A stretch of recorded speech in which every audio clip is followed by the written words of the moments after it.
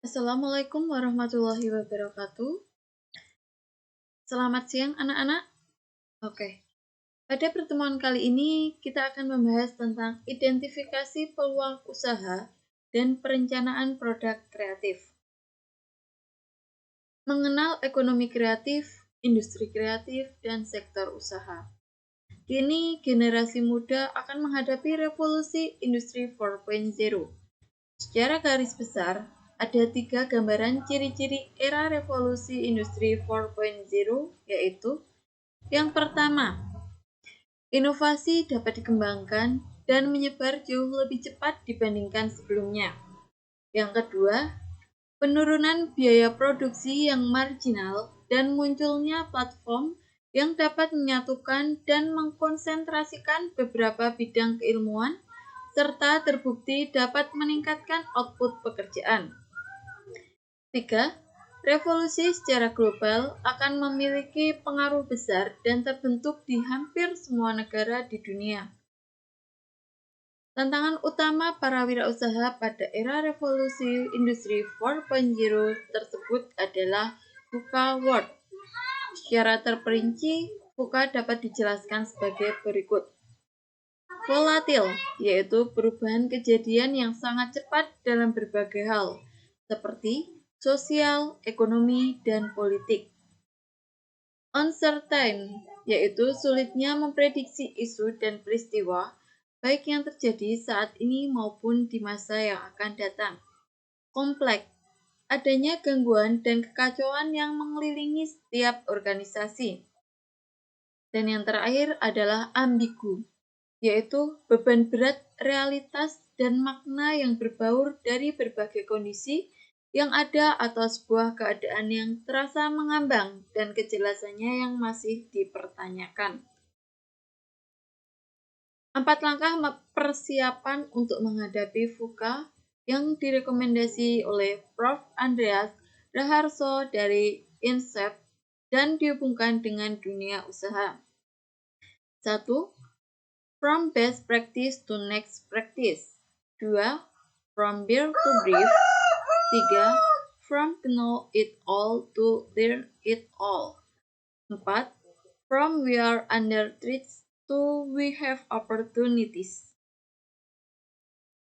Siapapun yang ingin menekuni dunia usaha saat ini perlu mengantisipasi dan menyiasati adanya VUCA, dan salah satu caranya adalah menjadi wirausaha kreatif. Berikut akan dijelaskan pengertian secara umum tentang ekonomi kreatif, industri kreatif, dan subsektor industri kreatif. Ekonomi kreatif. Ekonomi kreatif adalah sebuah konsep yang menempatkan kreativitas dan pengetahuan sebagai aset utama dalam menggerakkan ekonomi. Studi ekonomi kreatif terbaru yang dilakukan United National Conference on Trade on Development pada tahun 2010 menjabarkan ekonomi kreatif sebagai berikut. Ekonomi kreatif mendorong peningkatan pendapatan, penciptaan pekerjaan, dan pendapatan ekspor sekaligus mempromosikan kepedulian sosial, keragaman budaya, dan pengembangan manusia. B. Ekonomi kreatif mengikut sertakan aspek sosial, budaya, dan ekonomi dalam pengembangan teknologi, hak kekayaan intelektual, serta pariwisata. C. Ekonomi kreatif merupakan kumpulan aktivitas ekonomi berbasis pengetahuan dengan dimensi pengembangan dan keterhubungan lintas sektoral pada level ekonomi mikro dan makro secara keseluruhan. D. Ekonomi kreatif merupakan suatu pilihan strategi pengembangan yang membutuhkan tindakan kementerian dan kebijakan yang inovatif. E. Pada jantung ekonomi kreatif terdapat industri kreatif. Yang kedua yaitu industri kreatif. Industri kreatif berdasarkan cetak biru pengembangan ekonomi kreatif nasional tahun 2009 sampai 2015. 2008 yaitu industri yang berasal dari pemanfaatan kreativitas keterampilan, serta bakat individu untuk menciptakan kesejahteraan serta lapangan pekerjaan melalui penciptaan dan pemanfaatan daya kreasi dan daya cipta individu tersebut. Subsektor industri kreatif ada 16. Yang pertama yaitu aplikasi dan pengembangan, yang kedua arsitektur, yang ketiga desain produk, 4 fashion, 5 desain interior, 6 seni pertunjukan, 7 desain komunikasi visual, 8 film, animasi dan video, 9 fotografi, 10 kria, 11 kuliner, 12 musik, 13 penerbitan, 14 periklanan, 15 seni rupa, dan yang terakhir yaitu ke-16 televisi dan radio. Produk kreatif. Kreativitas menurut situs kbbi.web.id adalah sesuatu yang memiliki kemampuan untuk menciptakan daya cipta atau bersifat atau mengandung daya cipta. Kreatif merupakan pekerjaan yang menuntut imajinasi dan kecerdasan. Menurut Institute for Development Economic and Finance tahun 2005, ekonomi kreatif merupakan proses peningkatan nilai tambah hasil dari eksploitasi kekayaan intelektual berupa kreativitas, keahlian, dan bakat individu menjadi suatu produk yang dapat dijual. Hasil dari produk kreatif tersebut diharapkan dapat dijadikan produk andalan yang dapat menghasilkan pendapatan bagi usaha dan menjadi solusi bagi ketidakpastian industri bisnis. Berikut ada 8 subsektor industri dan contoh kreatif tersebut sebagai berikut. Yang pertama adalah contoh produk kreatif di bidang aplikasi dan game atau permainan.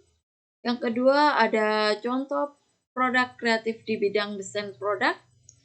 3. Contoh produk kreatif di bidang fashion. Keempat ada contoh produk kreatif di bidang DKF.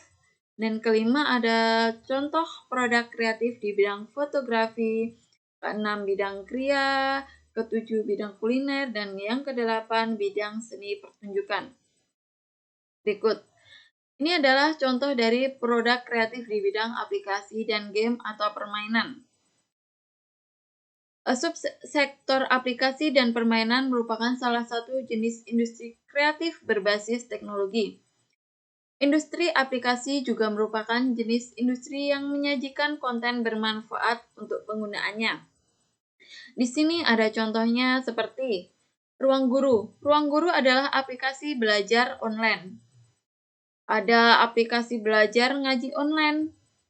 Dan ada Gojek atau aplikasi untuk memesan makanan atau GoFood dan bisa memesan kendaraan secara online. Yang kedua adalah contoh produk kreatif di bidang desain produk. Desain produk atau desain produk industri yaitu sebuah bidang keilmuan atau profesi yang menentukan bentuk dari sebuah produk manufaktur, kemudian mengolah bentuk tersebut agar sama dan sesuai dengan pemakaiannya dan kemampuan proses produksinya pada industri yang memproduksinya.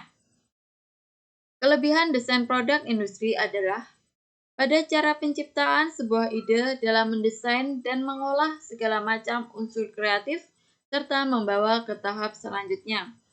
Di sini saya berikan contoh, ada desain produk berupa ballpoint, ada berbagai macam bentuk, warna, dan gambar ya. Dan di sebelahnya ada desain produk kopi. Di situ ada cup atau gelas kopi, ada tasnya agar tidak kerepotan, dan juga ada botolnya. Dan di situ desain kopinya juga bermacam-macam.